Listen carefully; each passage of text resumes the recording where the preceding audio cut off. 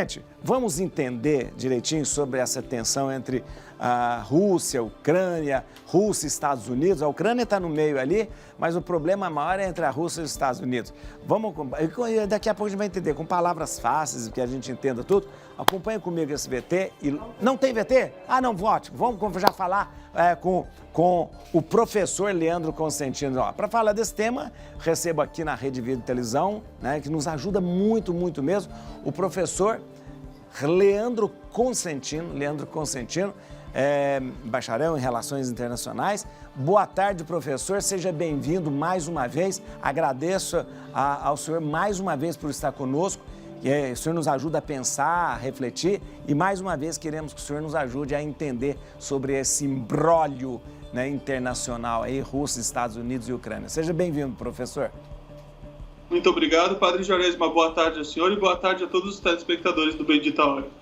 Muito bom. Professor, vamos entender qual que é essa tensão, qual é o principal motivo, o que está acontecendo em relação à Rússia, à Ucrânia e o que está acontecendo nesse momento que a gente possa entender. Por que toda essa confusão? Para a gente entender melhor, a gente precisa pensar melhor com o mapa ali, pensando onde fica a Ucrânia, né? A Ucrânia ela é um país vizinho à Rússia ali, fazia parte da antiga União Soviética e ela está exatamente situada, ela é um grande território ali, situado na fronteira entre a Rússia, por um lado, e a União Europeia, que se expandiu com o passar do tempo, inclusive para o leste da Europa.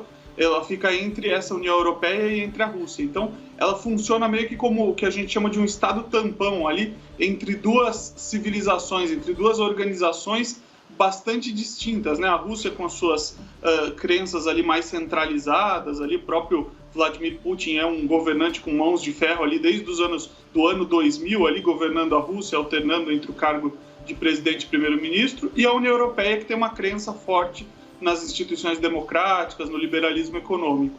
A Ucrânia, então, ela fica entre esses dois lados, fica tentando se equilibrar. E à medida em que passou o tempo, a Ucrânia começou a, de alguma forma, se aproximar mais da União Europeia e da sua aliança militar, ali, a aliança militar que é compartilhada entre União Europeia e Estados Unidos, que é a OTAN.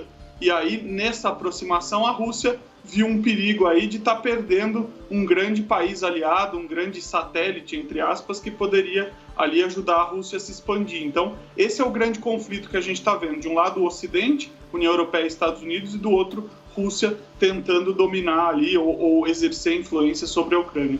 Professor, a Ucrânia não faz parte da OTAN, né? Organização do Tratado do Atlântico Norte. E ela quer fazer parte da OTAN. Exatamente. Um dos grandes embrólios, ou talvez o estopim mais recente que a gente tem, é justamente essa aproximação da Ucrânia com a OTAN, com a Organização do Tratado do Atlântico Norte, né? A Rússia não vê isso com bons olhos, porque se a gente for resgatar, a OTAN ela foi criada ali no contexto da Guerra Fria justamente para se opor à União Soviética, a Rússia, grande líder ali da União Soviética, né? Então a OTAN era meio que algo inimigo, né? Adversário da Rússia naquele momento, né? Depois que a União Soviética se dissolveu, depois que a União Soviética acabou, a OTAN continuou funcionando meio que como uma garantia dos países do Ocidente para conseguir manejar seus interesses naquela região. E aí agora a Rússia acende um sinal amarelo muito forte de dizer: não quero a Ucrânia, que é meu país vizinho, que é meu aliado, se aproximando da OTAN. Esse é o grande estopim mais recente que a gente tem aí. Professor, mas a Ucrânia é um país soberano e de repente, isso não é uma ingerência política muito forte? De repente, um presidente de um outro país dizer: eu não quero que você faça parte disso? Sem dúvida nenhuma, padre. É uma ingerência muito forte e, na verdade, não é uma ingerência que está acontecendo pela primeira vez. Se nós resgatarmos a história, ali em 2014, a Rússia já invadiu parte da Ucrânia, anexou uma península chamada Crimeia, o senhor vai lembrar disso, né? Em 2014, ali, que era muito importante estrategicamente para a Rússia, por ter a saída por mar quente ali. O porto de Sebastopol é um porto muito importante ali, e eles anexaram. Naquele momento, como o Trump era presidente dos Estados Unidos e tinha relações próximas com o Putin, ele meio que ele fez alguns protestos importantes ali, mas não foi muito adiante. Agora a gente está vendo uma coisa diferente, a gente está vendo o tom das declarações muito forte de lado a lado, tanto da Rússia quanto dos Estados Unidos e de seus aliados. Ô, professor, e agora, isso eu ia perguntar, e os Estados Unidos Estados Unidos e Europa nesse cenário, eles querem justamente, eles têm alguma proposta, o fato de que a Ucrânia fazendo parte da OTAN seria melhor para os Estados Unidos, para a Europa, e também tem esse objetivo? Também buscam esse objetivo, né? O que a gente chama de um conflito geopolítico, né? Quer dizer, todo mundo quer estender de alguma forma o seu poder, a sua influência, a sua estratégia. A grande questão é que a gente está vendo as palavras irem embora, a diplomacia perdendo, e o que está ganhando é a retórica de enfrentamento. A Rússia colocou mais de 100 mil soldados ali na fronteira da Ucrânia, enquanto os Estados Unidos também estão enviando seus soldados para lá. E agora quem está tentando equilibrar o jogo justamente no dia de hoje, isso está crescendo muito forte, é a Europa. A Europa é grande dependente do gás ali que vem da Rússia e que passa pela Ucrânia para aquecer as casas, e a gente está num período de inverno na Europa, né? E aí a grande questão é justamente essa. Então a Europa hoje, o chanceler alemão Olaf Scholz viajou a Washington para conversar com o Biden, com o presidente dos Estados Unidos, enquanto que o presidente da França viajou para a Rússia para conversar com o Vladimir Putin, que é o líder ali da Rússia, né? Então, de alguma forma, eles estão tentando equilibrar, porque eles sabem que o grande prejudicado num conflito como esse seria a Europa, mas sem dúvida nenhuma os outros países também sofreriam consequências. Professor, hoje eu li um jornal francês dizendo que nem a França acredita muito nessa influência do Macron. Dizem que eles não colocam muita fé nem no próprio presidente. Eles não acreditam que terá algum resultado essa visita do presidente francês. A escalada é muito forte, né, padre? Então a gente não sabe de fato se isso vai dar tempo de gerar alguma externalidade positiva para conter essa crise. Mas sem dúvida são esforços, e todo esforço nesse momento é bem-vindo para tentar dirimir essas tensões, né? Lembrando, pode ser que não cheguem às vias de fato de um conflito direto, porque a gente sabe que as duas potências têm armas nucleares e um conflito seria desastroso para o mundo todo. Mas, de alguma forma, qualquer tipo de instabilidade na região gera consequências que atingem o mundo todo, chegam até aqui, por exemplo, em questões de preço de combustíveis, por exemplo, que a gente já está passando por uma crise fortíssima aqui no Brasil, né? Mais de R$8, como o senhor estava comentando em alguns lugares. Imagino que seria com um cenário instável, com o barril de petróleo subindo mais ainda, né? Professor, só para que a gente possa entender, Vladimir Putin é um presidente de um país que, de repente, passou 70 anos sob o regime soviético, e um país que tem um presidente, tem deputados, tem tudo. Mas a gente considera, um homem que está 20 anos no poder, a gente considera uma democracia isso? E a gente pode dizer que é uma democracia? De modo algum, padre. É uma democracia, assim, vamos dizer, na embalagem, né? Mas quando a gente olha no conteúdo, de fato, como o senhor disse, né? Não combina, essa falta de alternância no poder não combina de fato. Vamos lembrar que qualquer um que tentou se levantar contra Vladimir Putin nos últimos anos sofreu sérias consequências. A gente tem um opositor aí que foi praticamente envenenado e que está tentando se recuperar ainda, né? Então, quer dizer, nada tem a ver com democracia nesse momento, né? E aí é que a gente tem uma velha tradição das relações internacionais que dificilmente duas democracias entram em guerra. Normalmente o outro lado é alguém com um pezinho no autoritarismo ali. A gente está vendo isso nesse momento também, né? Quem está ali pendendo para a balança do autoritarismo, sem dúvida, é a Rússia, mas isso não deixa de dar razão ou dar mais razão a um lado ou a outro, né? A gente tem aí que ter um entendimento diplomático independente da natureza desses regimes políticos, né? E o Joe Biden nessa história, como você analisa? Porque ele sempre apresentou tendo um tom menos belicoso, quando a gente vê outros presidentes, mais pacifista, né? Mais à la Jimmy Carter. Como que o senhor vê isso, professor? O Joe Biden tem um duplo desafio aí, né, padre? De um lado, ele tem que manter esse tom que o senhor está falando, que a gente chama de soft power, né? O poder macio, o poder da influência dos Estados Unidos, sem a coisa de invadir, da retórica de guerra. Então, ele queria passar essa imagem. Mas, por outro, ele está tendo um presente, entre aspas, de ganhar uma imagem mais forte, né? Porque ele vinha numa descendência nas pesquisas por uma série de crises ali internas e externas, e ele pode, de repente, fortalecer a sua liderança. A gente sabe que os Estados Unidos gostam muito de líderes fortes, líderes que de alguma forma estejam presentes no ambiente de guerra. E esse ano os Estados Unidos têm eleições legislativas, eleições em que o Congresso ali pode pender de novo para o Biden ou para a oposição. Então esse é um momento que o Biden vai jogar todas as fichas para reconquistar o status que ele teve ali na eleição dele de grande liderança e tentar capitalizar isso aí a favor dele politicamente. Muito bom. Professor Leandro Constantino, eu vou só parar só para falar com a Renata, mas o senhor é demais, é muito bom, olha, a gente entende tudo, muito bom mesmo, olha, gente, eu estou conversando com o professor Leandro Constantino sobre essa questão da Rússia, Ucrânia e Estados Unidos. E, professor, a pergunta que todo mundo faz, né? O senhor já deve ter escutado milhões de vezes. Caso haja um conflito mesmo armado, uma guerra, isso pode envolver outros países com cheiro de guerra mundial, professor? Olha, é mais difícil, padre, que de fato venha a ser uma guerra mundial, né? Todos os esforços estão sendo concentrados para que isso não aconteça.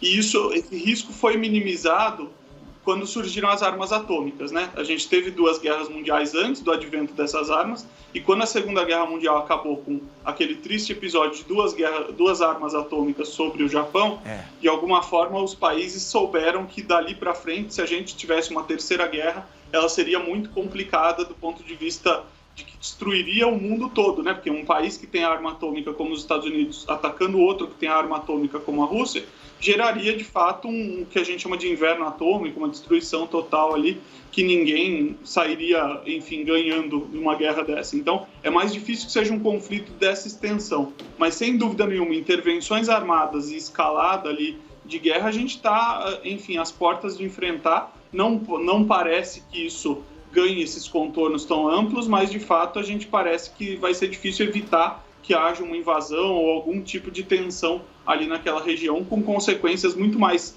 talvez, econômicas e geopolíticas do que, de fato, de destruição nessa magnitude, né? O professor, falando em questão econômica, o senhor tinha dado uma pincelada sobre o que pode acontecer em relação ao Brasil. Eu pergunto, qual seria, de repente, o que poderia atingir o Brasil nesse caso? Nesse caso aqui, questão de produtos, importação, combustível. O que nós notaríamos mais em relação aqui no Brasil num possível conflito desse? Perfeito. Um primeiro efeito complicado seria sobre a economia, de fato, né? Sem dúvida nenhuma, hoje o mundo é globalizado e cada espirro de um lado, de alguma forma, pode gerar uma pneumonia do outro lado, né? Então, quer dizer, se a gente tem uma crise forte ali no leste europeu, onde tem um grande problema com relação ao gás, como eu já trouxe, a questão do petróleo, a gente sentiria efeitos aqui com o preço dos combustíveis. Esse já é um efeito dramático para nós, porque a gente já está num problema grave com os combustíveis aqui. E a gente sabe que um problema de alta de combustível também impacta toda a cadeia, né? Quer dizer, se de alguma forma sobe o combustível aqui no Brasil, sobem todos os outros preços, porque nós temos um transporte todo feito com caminhões, todo feito dessa forma. Mas não é só isso, né? A gente também tem um problema, por exemplo, que os fertilizantes utilizados no agronegócio no Brasil vêm fortemente do gás natural que é trazido daquela região. Então, isso também traria um impacto bastante negativo sobre o nosso agronegócio. Então, as consequências econômicas já seriam bastante ruins. Aliadas a ela, a gente tem também um problema que o Brasil, que está, de alguma forma, um pouco distante desse conflito, resolveu se envolver de uma forma completamente atabalhoada. A gente sabe que o presidente Bolsonaro marcou uma viagem para a Rússia nesse momento, o que é algo que não deveria, do ponto de vista estratégico, estar sendo feito, porque nós temos uma relação muito próxima, temos ali a relação até geográfica próxima com os Estados Unidos, e se colocar visitando a Rússia nesse momento, de alguma forma colocando-se como aliado da Rússia, pode trazer algum tipo de estremecimento nas relações com os Estados Unidos, que já não são boas, dado que o presidente Biden e o presidente Bolsonaro não compartilham boas relações. O presidente Bolsonaro sequer o cumprimentou ali devidamente pela vitória eleitoral, disse que torcia pelo Trump na época, então isso pode agravar ainda mais esse problema, esse tensionamento. Então nós temos aí problemas de ordem econômica e de ordem política. Professor, o senhor tocou no assunto, já até ia perguntar, o Brasil é tradicionalmente parceiro dos Estados Unidos, não tem tanta parceria, a não ser algum, como o senhor citou, com a Rússia, e de repente nós vemos uma posição estranha, muito estranha, diplomaticamente falando estranha, num momento de conflito, de repente a visita de um presidente do Brasil ao Putin. É uma coisa... O Brasil tem relações boas comercialmente com a Rússia, né? Sim. Tem até a questão dos BRICS ali, de aproximação, mas obviamente sempre foi muito mais próximo dos Estados Unidos. E Sim. se colocar nesse momento de conflito de um lado, é a pior estratégia que você pode tomar, né? Você tem que manter uma distância segura, porque afinal são duas superpotências e o Brasil, do ponto de vista bélico, pode muito pouco nesse meio aí, né? É triste, de repente, o Brasil não ter mais essa presença diplomática como já teve em outros tempos, né? É muito triste saber que a gente não significa nada, de repente, aliás, quando significa para atrapalhar, né? O professor, como que o Ocidente está se mantendo nesse momento? O Ocidente está totalmente junto da Ucrânia, junto dos Estados Unidos, ou nós temos posição... Não estou dizendo essa coisa, de repente, quase que ridícula do Brasil, mas existe alguma posição divergente?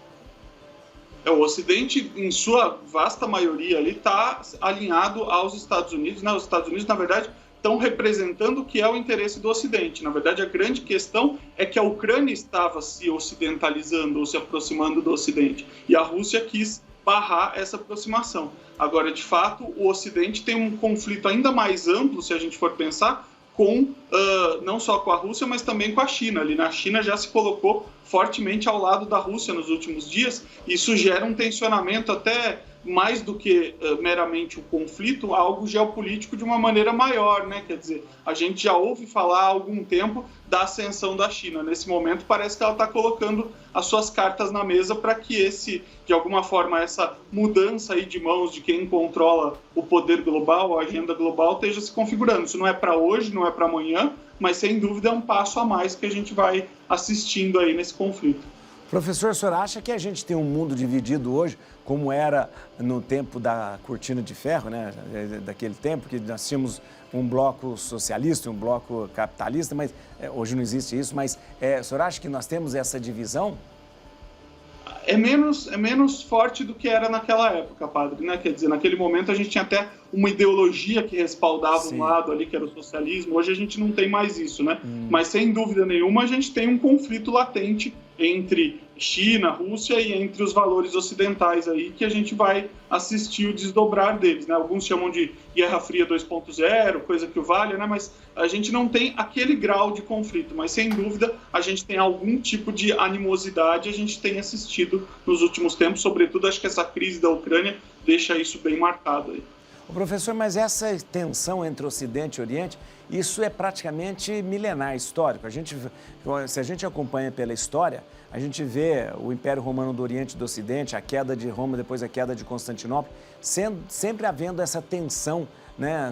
Sempre que se tentou fazer um império enorme pegando o Ocidente e o Oriente, nunca deu certo justamente por cá. Isso se deve à questão cultural, religião? O que é, professor, isso? Existe um fundo cultural, sem dúvida nenhuma, mas eu acho que também existe um grau de interesse do ponto de vista dos recursos, da maneira como se manobra, né, obviamente, esses conflitos geopolíticos. Mas é importante, o senhor é estudioso nesse assunto, que a gente já teve momentos de convivência pacífica, né? A gente já teve momentos em que muçulmanos, cristãos, ali até judeus, conviveram bem naquelas regiões de fronteira entre Oriente e Ocidente. A gente talvez precisasse restaurar um pouco mais isso. Sem dúvida nenhuma, a gente tem perdido ao longo do tempo. Por exemplo, se a gente for pensar um ato do Papa Francisco de visitar o patriarca da Igreja Ortodoxa, né, entrar em conversações, isso foi um ato muito importante que não foi feito há tão longo tempo. Assim. Talvez essa questão cultural possa até ajudar a reaproximar esses atores que hoje estão cada vez mais cindidos por causa da questão geopolítica. Né? Muito bom. Professor, claríssimo. Olha, sinceramente, eu fico sempre maravilhado com a aula que o senhor dá aqui. Sinceramente, olha... Eu gosto demais quando o senhor vem, porque aí deixa a gente por dentro, tudo muito, muito bom. E o senhor sabe, outros momentos o senhor vai voltar aqui para que a gente possa entender, compreender cada vez mais. Muito obrigado, professor. Deixa eu dar aqui. Não, o professor nunca deixa, que não precisa de nenhum contato, né? Basta essa sabedoria que vem toda vez com a gente aqui. Muito obrigado, professor. Eu que agradeço. Muito obrigado, pai. Engraçado que o professor falou assim...